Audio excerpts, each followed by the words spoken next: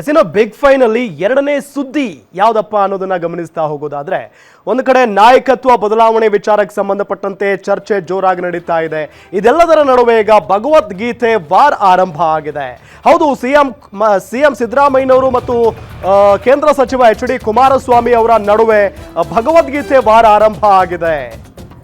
ಕುಮಾರಸ್ವಾಮಿ ಪತ್ರಕ್ಕೆ ಕಾಂಗ್ರೆಸ್ ನಾಯಕರು ಸಿಡಿಮಿಡಿಗೊಂಡಿದ್ದಾರೆ. ಪಠ್ಯದಲ್ಲಿ ಭಗವದ್ಗೀತೆ ಅಳವಡಿಕೆಗೆ ಎಚ್.ಡಿ. ಕುಮಾರಸ್ವಾಮಿ ಒತ್ತಾಯವನ್ನ ಮಾಡಿರೋದು. ಕುಮಾರಸ್ವಾಮಿ ಮನುವಾದಿ ಅಂತ ಸಿಎಂ ಟೀಕೆ ಮಾಡಿದ್ದಾರೆ. ಸಿದ್ದರಾಮಯ್ಯ ಹೇಳಿಕೆಗೆ ಕುಮಾರಸ್ವಾಮಿ ತಿರುಗೇಟನ್ನ ಕೊಟ್ಟಿದ್ದಾರೆ. ಭಗವದ್ಗೀತೆಯನ್ನ ಶಾಲೆಯ ಪಠ್ಯದಲ್ಲಿ ಸೇರಿಸುವಂತೆ ಹೇಳಿದ್ದೇನೆ. ಸಿದ್ದರಾಮಯ್ಯನ ಚಿಂತನೆ ಸಮಾಜದಲ್ಲಿ ಘರ್ಷಣೆ ಮಾಡುವುದಷ್ಟೇ. ಅಹಿಂದ ಹೆಸರಲ್ಲಿ ಸಿದ್ದರಾಮಯ್ಯ ಮಜಾ ಮಾಡಿಬಿಟ್ಟಿದ್ದಾರೆ. ಸಿದ್ದರಾಮಯ್ಯರಿಂದ ಅಹಿಂದಕ್ಕೆ ಸಿಕ್ಕಂತ ಕೊಡುಗೆಯಾದ್ರೂ ಏನ್ ಸ್ವಾಮಿ? ಭಗವದ್ಗೀತೆಯ ಸಾರಾಂಶ ಜನರಿಗೆ ಅವಶ್ಯಕತೆ ಇದೆ. ಮಂಡ್ಯದಲ್ಲಿ ಕೇಂದ್ರ ಸಚಿವ ಎಚ್.ಡಿ. ಕುಮಾರಸ್ವಾಮಿ ಟಾಂಗ್ ಕೊಟ್ಟಿದ್ದಾರೆ.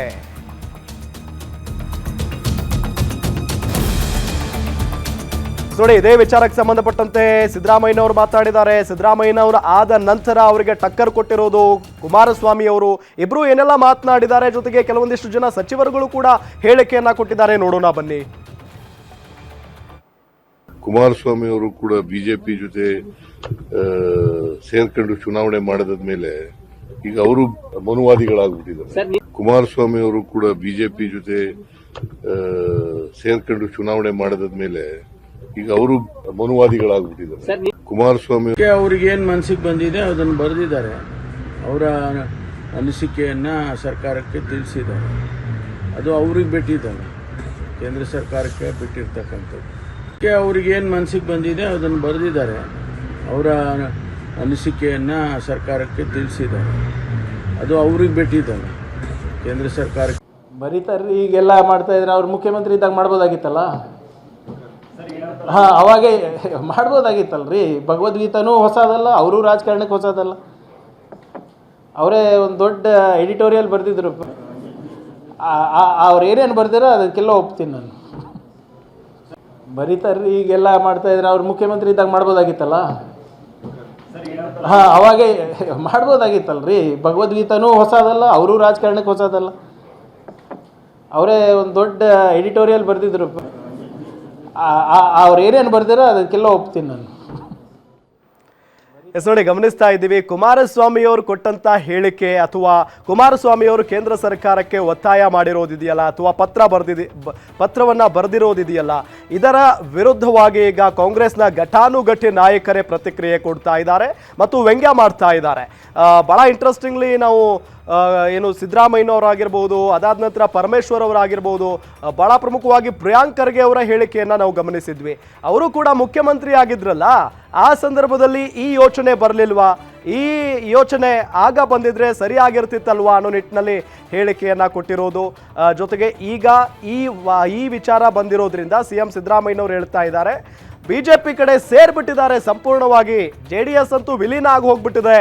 ಹಾಗಾಗಿನೇ ಈ ರೀತಿಯಾದಂಥ ಹೇಳಿಕೆಗಳನ್ನು, ಈ ರೀತಿಯಾದಂಥ ಒತ್ತಾಯವನ್ನು ಏನು ಕೇಂದ್ರ ಸಚಿವರಾಗಿರುವಂಥ ಕುಮಾರಸ್ವಾಮಿ ಅವರು ಮಾಡ್ತಾ ಇದ್ದಾರೆ ಅನ್ನೋ ನಿಟ್ಟಿನಲ್ಲಿ ಹೇಳಿಕೆಯನ್ನು ಕೊಟ್ಟಿರೋದು. ಇದೇ ವಿಚಾರಕ್ಕೆ ಸಂಬಂಧಪಟ್ಟಂತೆ ಡೀಟೇಲ್ಸ್ ಕೊಡ್ತಾರೆ ನಮ್ಮ ಪೊಲಿಟಿಕಲ್ ರಿಪೋರ್ಟರ್ ಕವನ ಶಿವಣ್ಣ ಸಂಪರ್ಕದಲ್ಲಿದ್ದಾರೆ. ಕವನ, ಯಾಕಾದ್ರೂ ಈ ಒತ್ತಾಯವನ್ನ ಮಾಡಿದ್ನೋ ಅಂತ ಅನ್ಕೊಂಡಿರ್ಬೋದಲ್ಲ ಕುಮಾರಸ್ವಾಮಿ ಅವರು? ಆರಾಮ ಬೆಳಗ್ಗೆಯಿಂದಲೂ ಕೂಡ ಕುಮಾರಸ್ವಾಮಿ ವರ್ಸಸ್ ಸಿದ್ದರಾಮಯ್ಯ ಅನ್ನುವಂತ ಆಗಿರುವಂತದ್ದು. ಯಾಕಂದ್ರೆ ಭಗವದ್ಗೀತೆ ಅನ್ನುವಂಥದ್ದು ಶಾಲಾ ಪಠ್ಯದಲ್ಲಿ ಅಳವಡಿಸಬೇಕು ಅನ್ನುವಂಥದ್ದು ಎಚ್.ಡಿ. ಕುಮಾರಸ್ವಾಮಿ ಅವರ ಆಗ್ರಹ ಆಗಿರುವಂತದ್ದು. ಸೊ ಹೀಗಾಗಿ ಈ ಒಂದು ವಿಚಾರವಾಗಿ ಕಾಂಗ್ರೆಸ್ ನಾಯಕರು ಸಾಕಷ್ಟು ಆಕ್ಷೇಪವನ್ನ ವ್ಯಕ್ತಪಡಿಸ್ತಾ ಇದ್ದಾರೆ. ಯಾಕಂದ್ರೆ ಈಗಾಗಲೇ ಬಿಜೆಪಿಗೆ ಸೇರಿ ಕುಮಾರಸ್ವಾಮಿ ಅವರು ಮೋದಿ ಅವರನ್ನ ಸೆಳೆಯೋದಕ್ಕೆ ಪ್ರಯತ್ನವನ್ನ ಪಡ್ತಾ ಇದ್ದಾರೆ ಅನ್ನುವಂತಹ ಆರೋಪಗಳನ್ನ ಇದೀಗ ಸಿಎಂ ಸಿದ್ದರಾಮಯ್ಯನವರು ಮಾಡ್ತಾ ಇದ್ದಾರೆ. ಅದೇ ರೀತಿಯಾಗಿ ಮನುವಾದಿಯಾಗಿದ್ದಾರೆ ಕುಮಾರಸ್ವಾಮಿ ಅವರು ಅನ್ನುವಂತಹ ಹೇಳಿಕೆಯನ್ನ ಕೂಡ ಕೊಟ್ಟಿದ್ರು. ಈ ಒಂದು ವಿಚಾರವಾಗಿ ಬಿಜೆಪಿ ಸೇರಿದಂತೆ JDS ನಾಯಕರು ಕೂಡ ಸಿಎಂ ಸಿದ್ದರಾಮಯ್ಯನವರ ವಿರುದ್ಧ ಆಕ್ರೋಶವನ್ನ ವ್ಯಕ್ತಪಡಿಸಿದ್ರು. ಇದೀಗ ಮತ್ತೆ ಅಂದ್ರೆ ಏನು ಈ ಒಂದು ಭಗವದ್ಗೀತೆ ಅನ್ನುವಂತಹ ವಿಚಾರವನ್ನ ಈಗ ಪಠ್ಯ ಪುಸ್ತಕದಲ್ಲಿ ಅಳವಡಿಸಬೇಕು ಅನ್ನುವಂಥದ್ದು ಕುಮಾರಸ್ವಾಮಿ ಅವರ ಆಗ್ರಹ. ಈ ಒಂದು ವಿಚಾರವಾಗಿ ಈಗಾಗಲೇ ಕೇಂದ್ರ ಶಿಕ್ಷಣ ಸಚಿವರಾದಂತಹ ಧರ್ಮೇಂದ್ರ ಪ್ರಧಾನ್ ಅವ್ರಿಗೂ ಕೂಡ ಈಗಾಗಲೇ ಪತ್ರವನ್ನ ಬರೆದಿದ್ದಾರೆ. ಇದಕ್ಕೆ ಕುಮಾರಸ್ವಾಮಿ ಅವರು ಕೂಡ ಸಾಕಷ್ಟು ಇದು ಮಾಡ್ಲೇಬೇಕು, ಅಳವಡಿಸಲೇಬೇಕು. ಯಾಕಂದ್ರೆ ಈ ಹಿಂದೆ ಇದ್ದಂತಹ ಸಮಾಜ, ಈ ಹಿಂದೆ ಇದ್ದಂತಹ ಜಗತ್ತು ಈಗಿಲ್ಲ. ನಾನು ಚಿಕ್ಕ ವಯಸ್ಸಿನಲ್ಲಿದ್ದಂತಹ ನೋಡಿದಂತಹ ಜಗತ್ತಾಗಿರ್ಬೋದು, ಸಮಾಜ ಆಗಿರ್ಬೋದು, ಈಗ ಎಲ್ಲ ಪ್ರತಿಯೊಂದು ಕೂಡ ಬದಲಾವಣೆ ಆಗಿರುವಂತದ್ದು. ಈ ಒಂದು ಭಗವದ್ಗೀತೆಯಿಂದ ವಿದ್ಯಾರ್ಥಿಗಳು ಸಾಕಷ್ಟು ಪ್ರೇರಣೆ ಆಗ್ತಾರೆ, ಅದೇ ರೀತಿಯಾಗಿ ವಿದ್ಯಾರ್ಥಿಗಳಿಗೆ ಸ್ಫೂರ್ತಿ ಆಗುತ್ತೆ ಅನ್ನುವಂಥದ್ದು ಕೇಂದ್ರ ಸಚಿವರಾದಂತಹ ಕುಮಾರಸ್ವಾಮಿ ಅವರ ಆಗ್ರಹ ಅಥವಾ ವಾದ ಅಂತಾನು ಹೇಳ್ಬೋದು. ಈ ಒಂದು ವಿಚಾರವಾಗಿ ಇದೀಗ ಕಾಂಗ್ರೆಸ್ ಸಿಎಂ ಸಿದ್ದರಾಮಯ್ಯ ಸೇರಿದಂತೆ ಅನೇಕ ನಾಯಕರು ಇದೀಗ ಆಕ್ಷೇಪವನ್ನ ವ್ಯಕ್ತಪಡಿಸ್ತಾ ಇದ್ದಾರೆ. ಸೊ ಹೀಗಾಗಿ ಕುಮಾರಸ್ವಾಮಿ ಅವರನ್ನ ಸಿಎಂ ಸಿದ್ದರಾಮಯ್ಯನವರು ಬೆಳಗ್ಗೆ ಮನುವಾದಿ ಅಂದಿದ್ರು. ಈ ಒಂದು ವಿಚಾರವಾಗಿ ಕೇಳಿದಂತಹ HD ಕುಮಾರಸ್ವಾಮಿ ಅವರು ಸಿಎಂ ಸಿದ್ದರಾಮಯ್ಯನವರ ವಿರುದ್ಧ ವಾಗ್ದಾಳಿಯನ್ನ ನಡೆಸಿದ್ದಾರೆ. ಅಂದ್ರೆ ಅಹಿಂದ ಅನ್ಕೊಂಡು ಇಷ್ಟು ವರ್ಷಗಳ ಕಾಲ ಸಿಎಂ ಸಿದ್ದರಾಮಯ್ಯ ಏನ್ ಮಾಡಿದ್ರು? ಬರೀ ಅಹಿಂದ ಅನ್ನುವಂತಹ ಹೆಸರನ್ನ ಎತ್ಕೊಂಡು ಮಜಾ ಮಾಡ್ಕೊಂಡು ಬಂದಿದ್ದಾರೆ ಹೊರತು ಯಾವುದೇ ರೀತಿಯಾದಂತಹ ಅಹಿಂದ ವರ್ಗಕ್ಕೆ ಯಾವುದೇ ರೀತಿಯಾದಂತಹ ಸಹಾಯ ಮಾಡಿಲ್ಲ.